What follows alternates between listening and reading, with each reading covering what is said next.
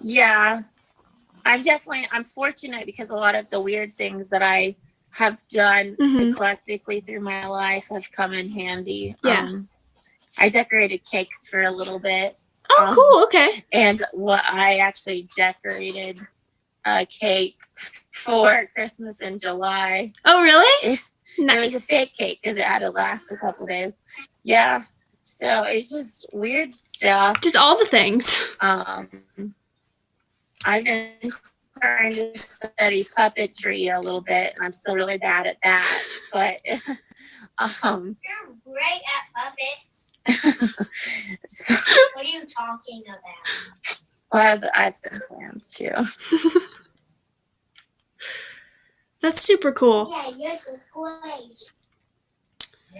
So I'd be interested to hear, because like I'm personally am that. very interested in historical costuming and stuff, and so like currently I'm sewing myself a 1790s dress. It's going interestingly, but so with like is there a difference between like doing historical costuming versus modern or fantasy or anything that's not based so much in history?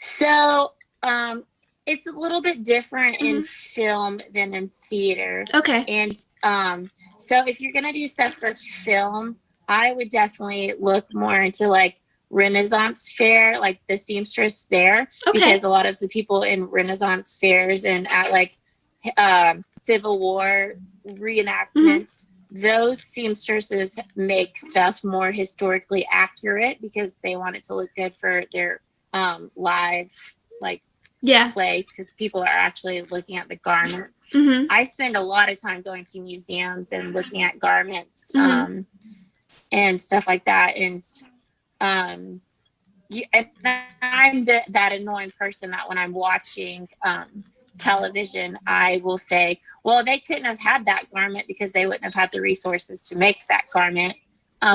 But you know, if you're doing something and if you have the chance, and I've completely blanked on his name right now, things like The Witcher. Oh yeah, I just finished watching even that. If you're not, so that costume designer.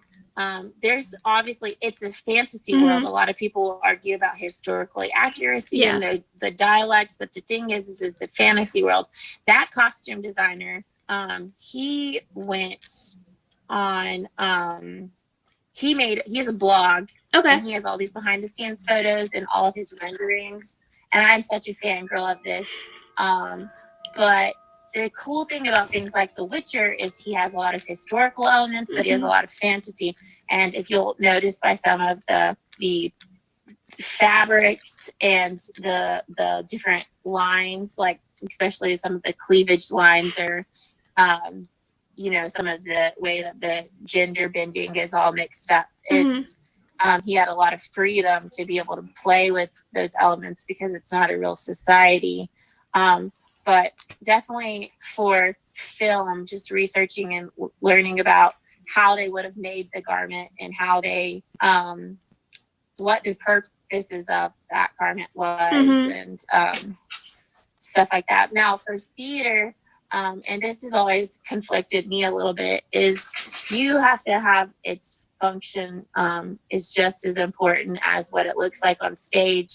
So, we did a bunch with Meet Me in St. Louis, and we ordered a bunch of the costumes. But the thing is your characters all have to be able to dance. They all have to blend in with their setting and each other. And so if you're having something like with dancing, or if they're getting through, when we did Narnia, I built Amy a huge crown, and the costume designer had her in some huge heels, and she had this long dress on, and she was too tall to get through some of the doors on the stage. And so we ended up scrapping the heels. So and she had, like, the actress was more comfortable, and so her performance was not, she was such a trooper. I put a wig and a crown on her, and it just, I took the wig off one day and had pulled her hair, and could fit through this little door, and she just didn't complain at all,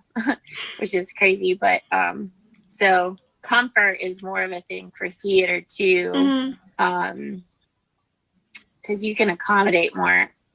I mean, there are definitely film, like the same thing. You might have to bend, like, and faking stuff. And there's sometimes where, in superhero movies where you see some CGI and you're like, that garment would have ripped if that person had actually moved like that. So, yeah, that's just like everything. Like, just I read about learning fake chains and playing with plastics and I'm really bad at hand stitching, but oh, me too. Yeah, and finding more organic stuff. So yeah, hopefully that answered the question. That was a long answer. Yeah, no, this is great. So I'm also interested because I know, like, personally right now I'm trying to do these sewing projects and stuff, and I'm having a really hard time finding fabrics because, like, you go to Joann's or Hobby Lobby and, like, all they have are, like, quilting fabrics.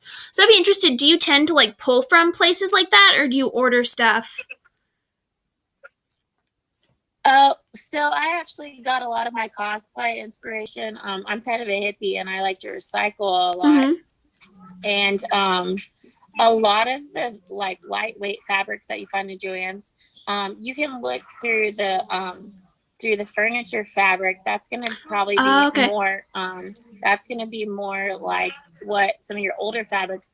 But and that can get really expensive. That can get really expensive. So if you I like to go to Goodwill. Zachary. I like to go to the thrift store. Oh yeah. And find old curtains and stuff like that.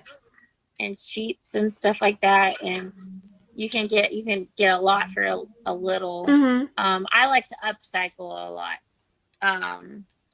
So that's and sometimes you can find some stuff at antique stores. Yeah. The thing with finding fabric at antique stores is that you need to just I usually, if I have antique fabric, I try to use patterns. I don't go off grid.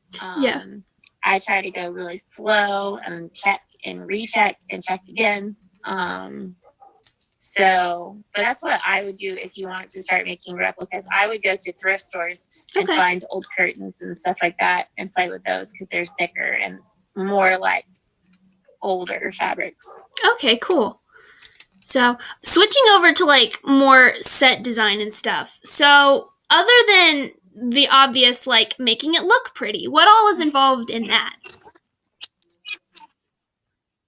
The function. Okay. Definitely. So I like to walk around my sets when I finish them a lot. I like to think about objects. And this is another thing where theater is different. But I've done more like building and stuff. Theater is, I haven't done as much set design for theater as for film. So for me, I like to walk around my sets. I like to say, why is this here? Why would it be here?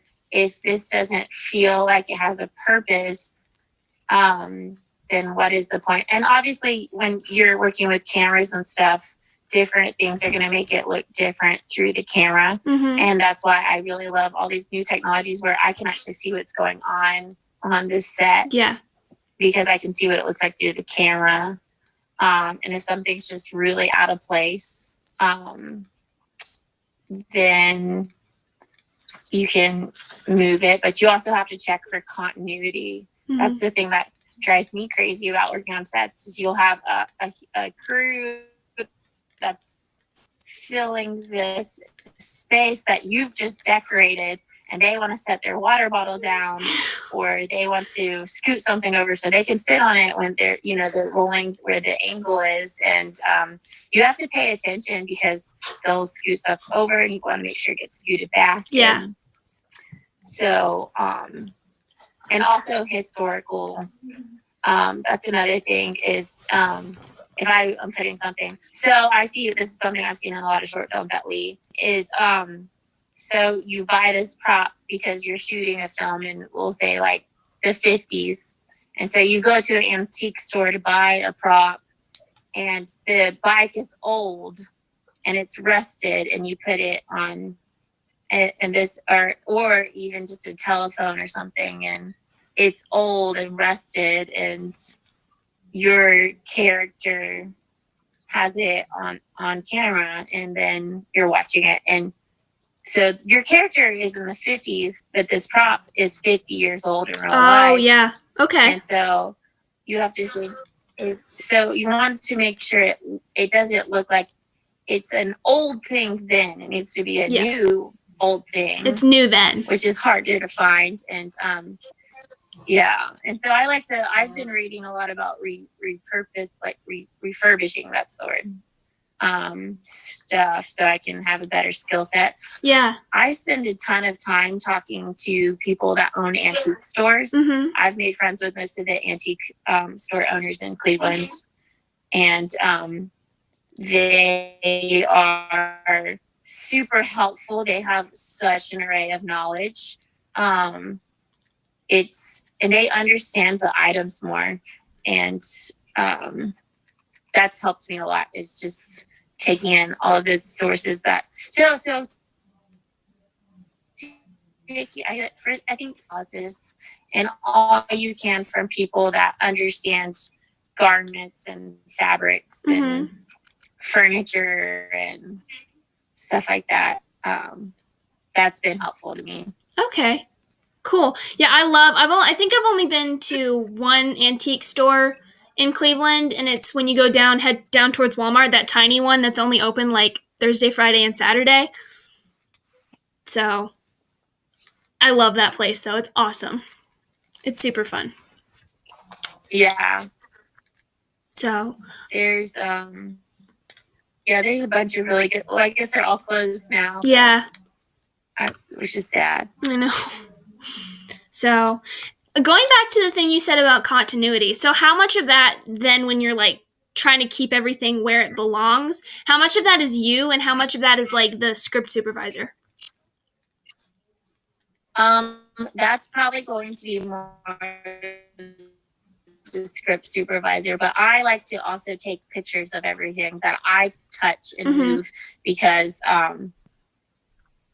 sometimes that I've seen it get displaced and stuff like that. And so on a bigger set, then it's going to be mostly their job and stuff like that. And but I don't, especially when you're on smaller films, I think that it's better to, while you're at leave and stuff like that, I would just start taking those pictures and paying attention and making sure that things look good.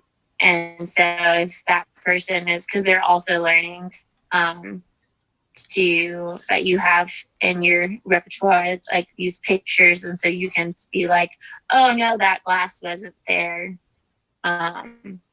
So that, so I guess you're, to answer that clear, when you get to a bigger set, it's going to be less your job. Okay. But while you're building up, it's just better to just be prepared.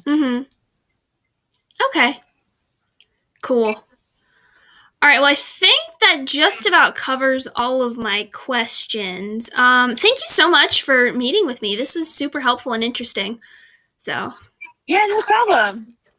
So. Yeah.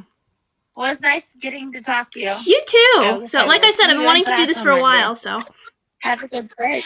Thanks, you too. Have a good Easter. Yeah. Well, if you have any questions, you too. If you have any questions or need any help with anything, feel free to message me. Okay, cool. Or ask. All right. Or costumes if you have costume questions. So, have a good day. Thank you, too. Bye. No, it's...